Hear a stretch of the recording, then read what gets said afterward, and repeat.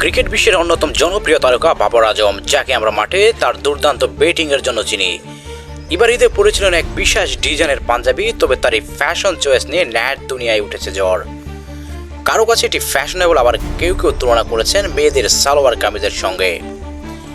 ঈদের দিন বাবর আজম তার সোশ্যাল মিডিয়া অ্যাকাউন্টে একটি ছবি শেয়ার করেন, যেখানে দেখা যায় তিনি একটু ভিন্নধর্মী ডিজাইনের পাঞ্জাবি পরেছেন। সাধারণত আমরা ক্রিকেটারদের দেখা পাই ট্রেডিশনাল কুর্তা পায়জামায়, তবে বাবরের এই লুক কিছুটা ব্যতিক্রম ছিল।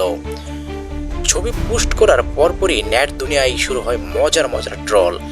কেউ লিখেছেন দুপ্পাট্রা কই তোমার, আবার কেউ লিখেছেন কুর্তা পায়জামা নাকি সালোয়ার কামিজ। এমনকি তার ব্যাটিং ফর্ম নিয়ে অনেকে তুলেছেন প্রশ্ন। তবে শুধু ট্রলই নয়, অনেক বক্তব্যে বাবর আজমকে সমর্থন করেছেন এবং বলেছেন ফ্যাশন হলো ব্যক্তিগত ব্যাপার।